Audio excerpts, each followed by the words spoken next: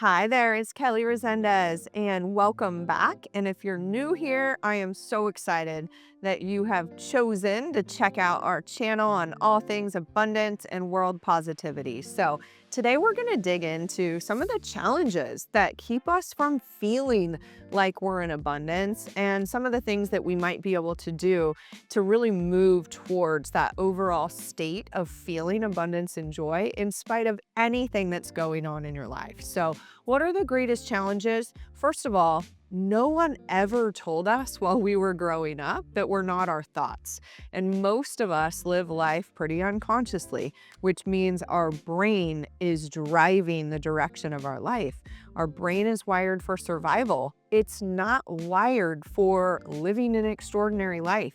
So unless you've had a major event, or maybe you read the right book, or someone in your life shared some of these principles with you, chances are you didn't really ever find out that you aren't your thoughts. So we're going to start with that. So what does it really mean? Number one, we don't know where thoughts come from. Most of the thoughts that our brain produces are coming from the past, trying to protect us from an unknown future, something that's unfamiliar. And then once our thoughts get moving, we have this thing in our brain called rumination, which means we tend to focus on something over and over. I'm sure you've never experienced that, right? Like right when you go to bed, if something's worrying you, that your brain's just focused on that same thing. It happens to all of us. And it still happens to me, even though I am in abundance. I just have strategies now to manage the overthinking. So that's one of the greatest challenges with abundance, is just really overthinking and really not having the tools in order to be able to overcome that. So one of the greatest things that you can do is have a thought management strategy. It's something that I really teach to other people, is knowing, if I'm not my thoughts, then how do I start sorting and qualifying them?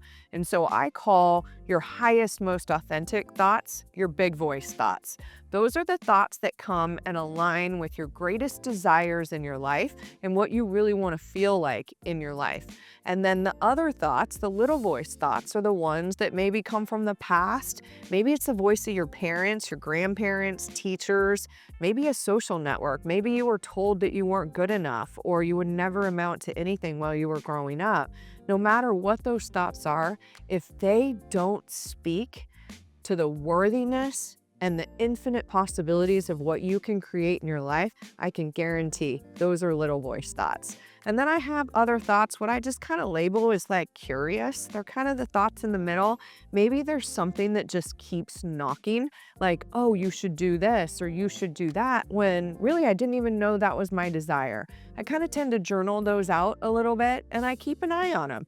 Some of the greatest accomplishments in my life, like writing books or speaking more, have come from those, curious thoughts that just kept coming with me on this adventure. So in addition to overthinking, another challenge is that most of us sabotage ourselves.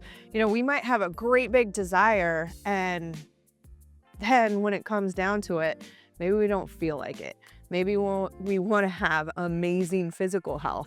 And then by the end of the day, we don't have enough energy to go for the walk or work out or do the things that we know we should be doing. So it is important that you really self-identify. How are you personally sabotaging your own success? Now, part of being in abundance is that we are no longer a victim of our external situation. We are the creator.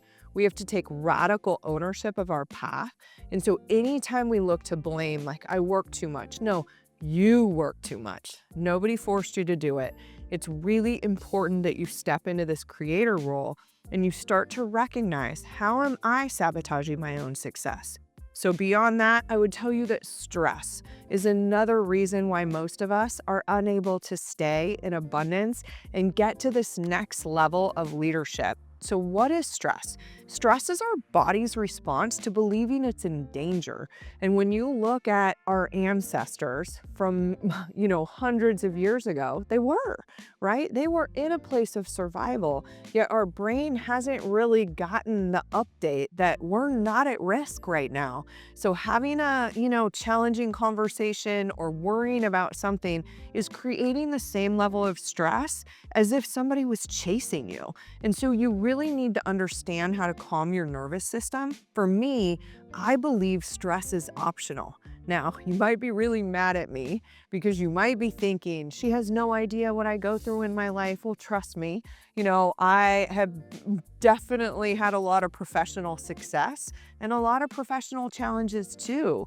But if you start to look at stress as optional, then you can start to take hold of it. You can learn how to really, again, calm yourself, the power of breath. Just exhaling longer than what you inhale will immediately drive your blood pressure down, which your blood pressure is designed to go up so that you have more blood in your muscles so that you can fight. And most of us are not in that environment every day. We don't need that to happen. Other things that you can do to really reduce stress are to align with your truth. Maybe you're stressed because you really don't feel like the life you've created is the one that you really want. So you're going to have to go back and start to figure out, like, what do I really desire? How do I get there? I'm a mom. My kids are 19 and 21 now, but I know what it's like to work. I know what it's like to come home and take care of them.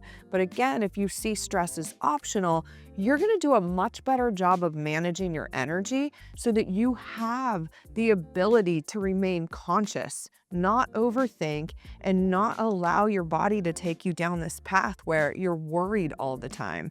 So again, it's just really important that we understand there are challenges of staying in abundance, but you are so powerful that if you just set the intention today to, number one, have a little more of a strategy around overthinking that I've shared. Number two, you really just start to see your energy as something that you have responsibility for. And so you're really going to take the time to reduce stress. And then three, again, going back to, how do I sabotage myself? We're going to get into this deeper in the future, but once you have an awareness, the best thing that you can do is just be a watcher of the sabotage. So the minute that you say to yourself, I don't feel like doing something that's, basically in alignment with your desires, it's the discipline that you need to get to that next level. Just watch it and do it anyway. As Mel Robbins says, use that 5-second rule.